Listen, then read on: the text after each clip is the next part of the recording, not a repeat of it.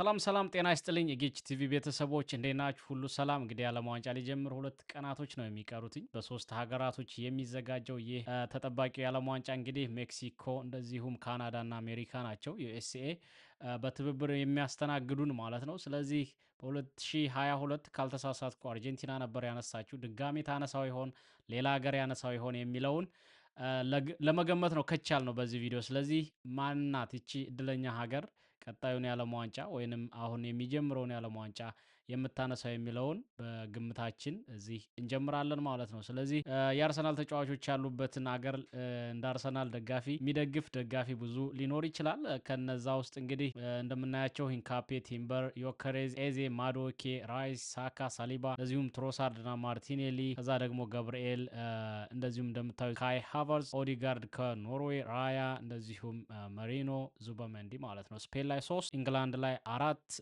ፈረንሳይ ሳሊባ አንድ አለ፣ ቤልጂየም እንደዚሁም ብራዚል 2፣ ኢኳዶር፣ ኔዘርላንድ ወይንም ደግሞ ስዊድን መደገፍ ይቻላል ማለት ነው። ስለዚህ ያ እንዳለ ሆኖ እንግዲህ የዓለም ዋንጫ ሲመጣ የምንደግፈው ሀገር ስላለ እሱ አፌክት ሊያደርገን ይችላል። ግን እንደ አርሰናል ደጋፊ ምናልባት እሱን ልናደርገው እንችላለን ማለት ነው። አይደለም እንዴ? ምናልባት ኢንግላንድ 4 ተጫዋቾች ስላሏት ማለት ነው። ስለዚህ ኢንግላንድ ብቻ አንድ የአርሰናል ተጫዋች የዓለም ዋንጫን የሚበላ ነው የሚመስለው ሁኔታው ሲታይ። 16 ተጫዋቾች ናቸው ከአርሰናል የሄዱት። ስለዚህ እንደምታዩት ቡካዮ ሳካ ዋንጫ ሲያነሳ ብናይ የአርሰናል ደጋፊ በሙሉ ልቡ የሚቀበለው ነው የሚመስለኝ። ምንም እንኳ ሌላ ሀገር ወይንም እንደ ፖርቹጋል፣ አርጀንቲናን የሚደግፍ ብዙ ደጋፊ እንዳለ ሆኖ ማለት ነው። ስፔኖችንም የሚደግፍ አይጠፋም። ስለዚህ የአርሰናል ተጫዋቾች ያሉበት ውስጥ አንዱ ሀገር ዋንጫውን ቢበላ እንደ አርሰናል ደጋፊ ጥሩ አመለካከት ይመስለኛል። ግን ሁላችንም የምናይበት መንገድ አደጋገፋችን ስለሚለያይ የኔ ሀሳብ ነው። ለማንኛውም ወደ ግምቴ ልምጣ። እንግዲህ እንደምታዩትኝ የመጀመሪያውን ግሩፕ ኤ ማለት ነው እስከ ግሩፕ ኤል ነው ያለው። 12 ከ12 ነው የተመደቡት። በነገራችን ላይ 48 ሀገራቶች ማለት ነው። ከአሁን በፊት 32 ነበረ። የሚገርም ነው። ወደ 16 ሀገራቶች ማለት ነው የመሳተፍ እድል እንዲያገኙ አድርጓል ማለት ነው። ማናውቃቸው ሀገራቶች ራሱ ማለት ነው እና እናነሳቸዋለን። እንግዲህ ሜክሲኮ አንደኛ ሆና ትጨርሳለች ብያለሁኝ እዚህ ግሩፕ ኤ ላይ ማለት ነው። ከዛ ደግሞ ኮሪያ ሪፐብሊክ እነዚህ በጣም ጠጣር ያሉ ስለሆኑ ውድድር ላይ አይተናቸዋል ከአሁን በፊት የዓለም ዋንጫ ላይ። ጃፓን እነዚህ ኤዥያ ላይ ተመድበው የሚመጡ ሀገራቶች ትንሽ የመራመድ ልምድ አላቸውና ሳውዝ አፍሪካ ቢያልፉ እና ሁለተኛ ሆነው ቀጥታ ቢያልፉ ምኞታችን ነው እንደ አፍሪካውያን ማለት ነው። ግን ቢሆንም ኮሪያ ሪፐብሊክ ሁለተኛ፣ ሳውዝ አፍሪካ ሶስተኛ መውጣት ማለት ከውድድሩ ውጭ ትሆናለህ ማለት አይደለም። እድሉ አለ።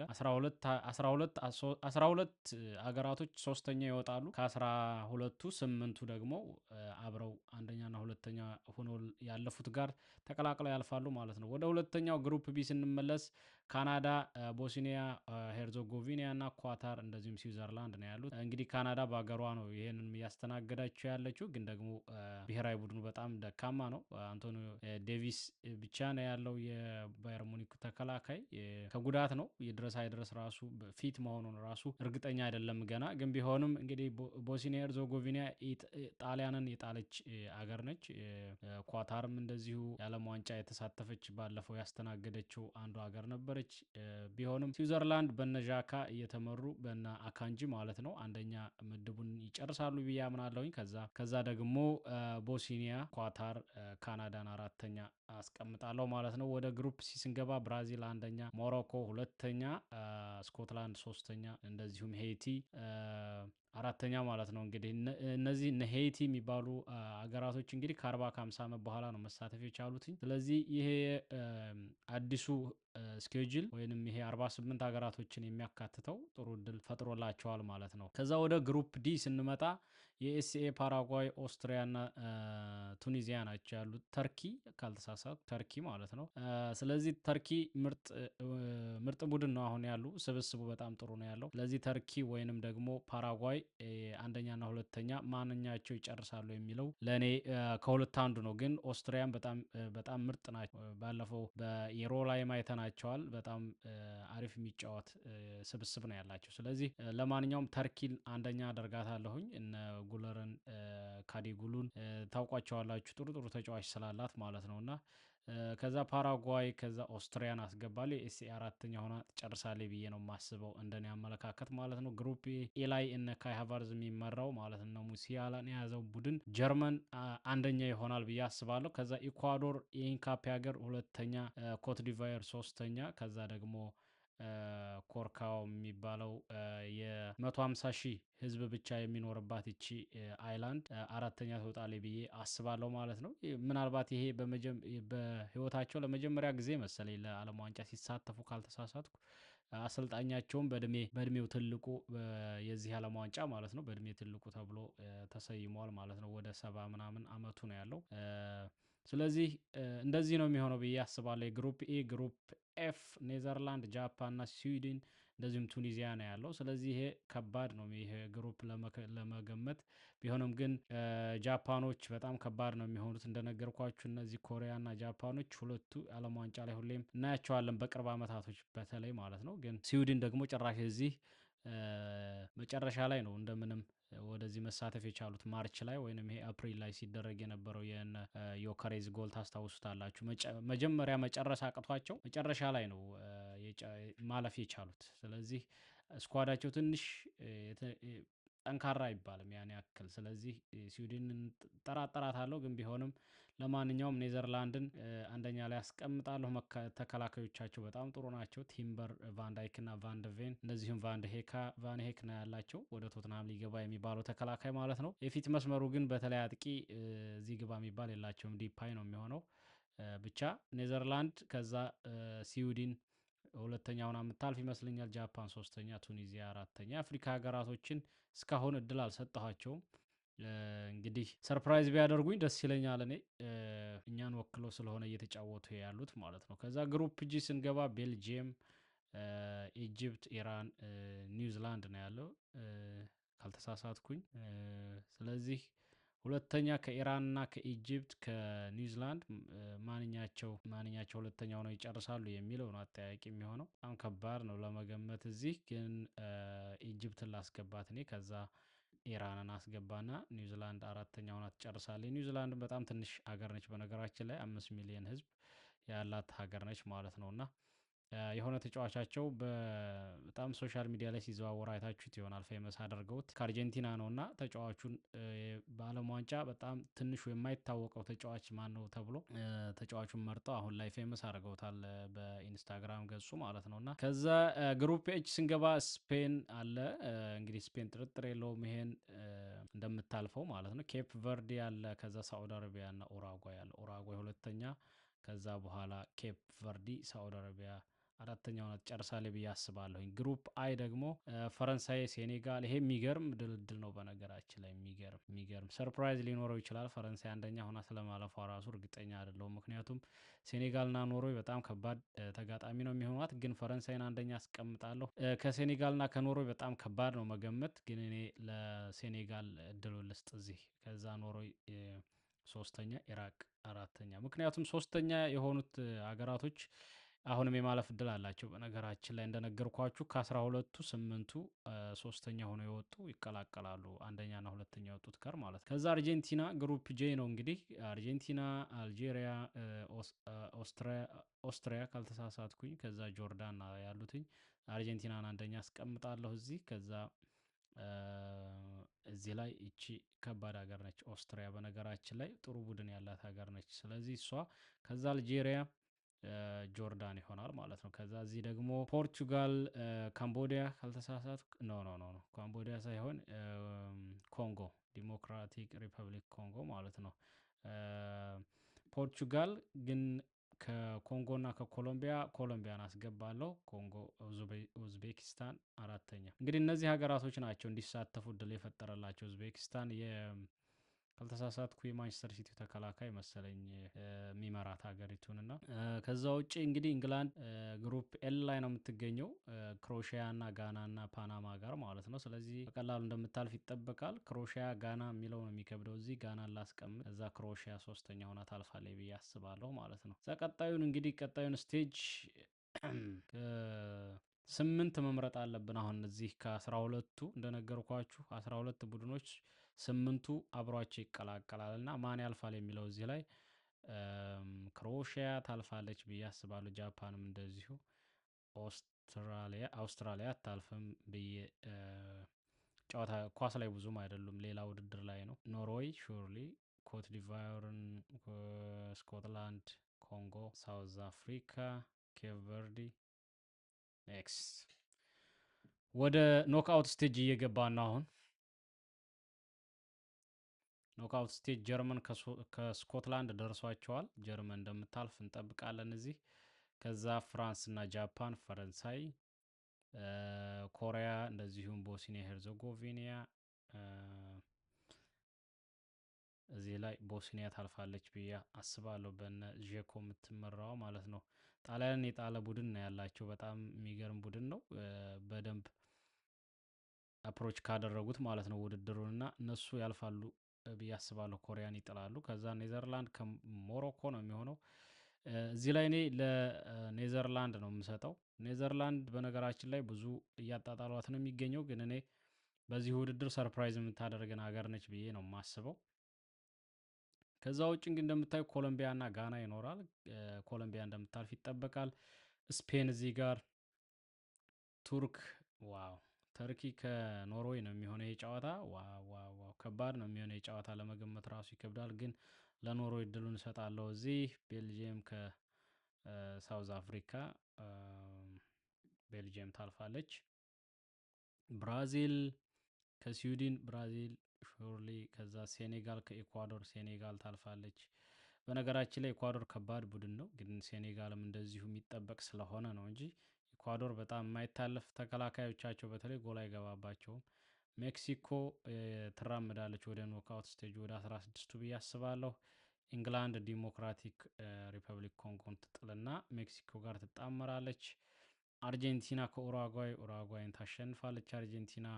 ፓራጓይ ከኢጂፕት፣ ፓራጓይ ታልፋለች። በነገራችን ላይ ዓለም ዋንጫን የመጀመሪያውን የዓለም ዋንጫ የበላቸው ሀገር ፓራጓይ ሳትሆን አትቀርም ካልተሳሳትኩ። ከዛ ስዊዘርላንድ ከኮትዲቫር ነው የሚሆነው። ስዊዘርላንድን እድል ሰጣለሁ እዚህ። ፖርቹጋል ከክሮኤሽያ፣ ፖርቹጋል ታልፋለች እዚህ። ከዛ የሚቀረን ምንድን ነው? የሚቀረን ምንድን ነው? 16ቱ ላይ ደርሰናል። አሁን ከጀርመንና ከፈረንሳይ ማን ያሸንፋል? ከባድ ነው የሚሆነው ይሄን ለመገመት። ግን ፈረንሳይ እዚህ ላይ የተሻለ ትመስለኛለች። ፈረንሳይ ታልፋለች ብዬ አስባለሁ። ጀርመን ትጥለዋለች። ከዛ ደግሞ ኔዘርላንድ እዚህ ቦስኒያን ትጥልና ፈረንሳይ ጋር ትገናኛለች ማለት ነው። ኮሎምቢያ ከስፔን፣ ስፔን ታልፋለች እዚህ ብዬ ጠብቃለሁ። ኖርዌይ ከቤልጅየም፣ አሁንም ለኖርዌይ እድል ሰጣለሁ እዚህ ላይ። ምንም እንኳ ቤልጅየም እንደነገርኳችሁ የሰርፕራይዝ ፓኬጅ ትሆናለች ብዬ ብጠብቅም ኖርዌይም እንደዚሁ የሚጠበቅ ስለሆነ ማለት ነው። ከዛ ብራዚል ከሴኔጋል የሚገርም ጨዋታ ነው የሚሆነው። ግን እኔ ለሴኔጋል ይራመዳሉ ወደ ግማሽ ፍጻሜ ይገባሉ ብዬ እድል እሰጣቸዋለሁ ሴኔጋሎችን። ከዛ ኢንግላንድ ጋር ይገናኛሉ ማለት ነው።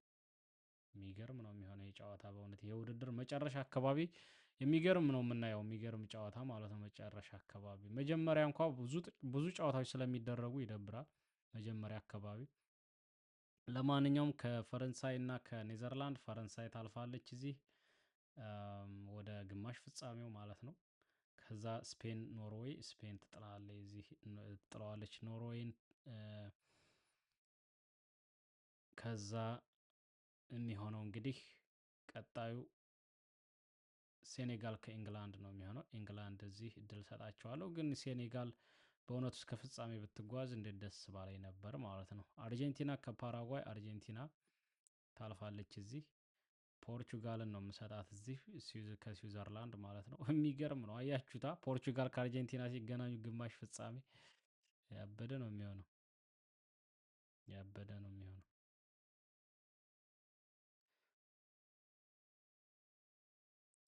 እዛ ኢንግላንድ ማን ጋር ተመድባ ነው? ኢንግላንድ አንድ ያልመረጥኩት አለ እንዴ?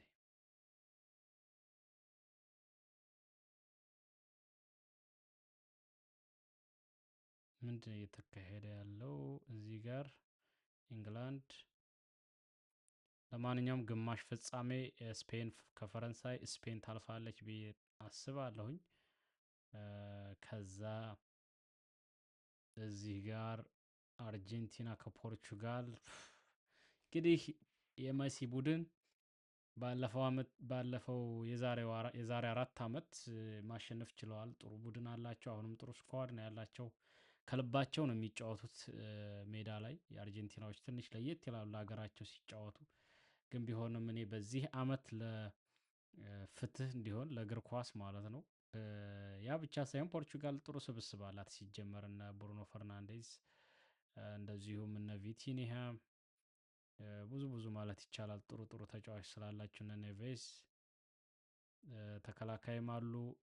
ብዙ ብዙ ብዙ ብዙ ማንሳት እንችላለን በጠንካራ ጎን ክርስቲያኖን ብቻ ሳይሆን ማለት ነው። ስለዚህ የአርጀንቲና ሊዮኔል መሲ ስታሸንፍ ዓለም ደስ ነበር ያላት። አሁን ደግሞ ሮናልዶ ቢያነሳው በእውነት ብዙ ደጋፊ የሚደሰትበት አጋጣሚ ሊፈጠር ስለሚችል ለተጫዋቹም ራሱ ላሳየው ትጋትና ጠንካራነት በዚህ 20 አመት በሉት 20 ምናምን አመት ሆኖታል አሁን ኳስ ከጀመረ።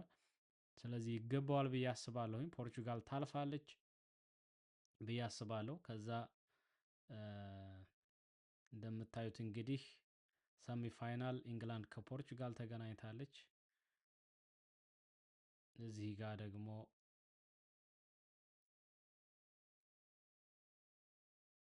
ፍጻሜ መሆኑ ነው። ስፔን እየጠበቀቻቸው ነው። እዚህ ፍጻሜ ከፖርቹጋልና ከኢንግላንድ ያሸነፈ ስፔን ጋር ፍጻሜ ይደርሳል ማለት ነው።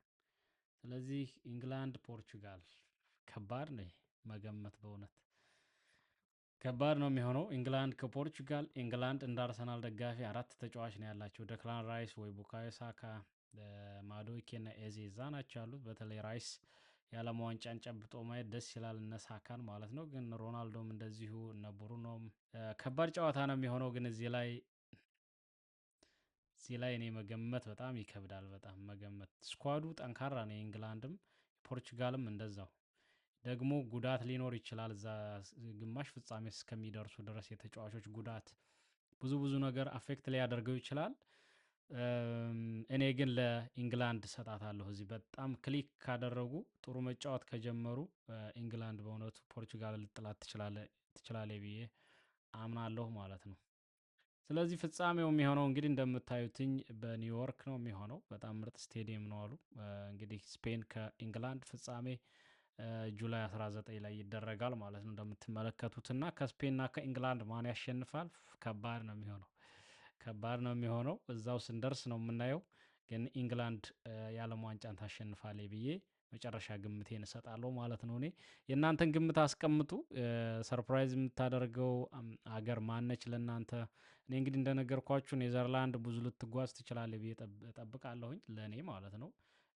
ብዙ ተጫዋቾችን የምናይበት አጋጣሚ ይኖራል። እንደምታስታውሱት ኮሎምቢያ የዛሬ ደቡብ አፍሪካ ላይ የተደረገው ላይ ጄምስን ታስታውሱታላችሁ፣ ወደ ሪያል ማድሪድ ከመዘዋወሩ በፊት ማለት ነው። ጄምስ ሮድሪጌዝ እንደዛ አይነት ተጫዋቾች ሊታዩ ይችላሉ እዚህ ዓለም ዋንጫ ላይ ማለት ነው። ስለዚህ በጉጉት የምንጠብቀው ይሆናል። መጀመሪያ ላይ ትንሽ ሊደብር ይችላል፣ ግን ሞቅ እያለ ሲሄድ ወደ ግሩፕ ስቴጅ ሳይሆን ወደ ኖክአውት ስቴጅ ሲደርስ ደስ የሚል ውድድር ስለሚሆን ማለት ነው። ስለዚህ ኢንግላንድ ዋንጫውን ታነሳለች። ቡካዮ ሳካ፣ እነ ሜሪኖ አሉ፣ እነ ዙበሜንዲ እርግጥ ከስፔንም። ስለዚህ ያ ብቻ ሳይሆን እንግዲህ አቅም አላቸው ብዬ ነው የማስበው። እርግጥ አንዳንድ ተጫዋቾች አልተመረጡም። ጥሩ ጥሩ ተጫዋቾች እነ ሞርጋን ጊብስ ዋይት፣ የተለያዩ እነ ፓልመርም እንደዚሁ። ፓልመር እንኳ ደካማ የሆነ ጊዜ ስላሳለፈ ነው። ቢሆንም ግን ቱከል እንግዲህ ጨከን ብሏል አመራረጥ ላይ ቢሆንም አያንሱም እና አንደርሰን ነው መሀል ላይ ያሉት። ደክላን ራይስ እና አንደርሰን መሀል ላይ ኬንስ፣ እንደዚሁም ሳካ፣ ቤሊንግሃም፣ ሮጀርስ አሉ። ጥሩ መጫወት ከቻሉ እና መግባባት ከቻሉ ዋንጫውን ይበሉታል የሚል ግምት አለኝ ማለት ነው እንደኔና የእናንተን ግምት አስቀምጡ። በሌላ መረጃ ከች እንላለን።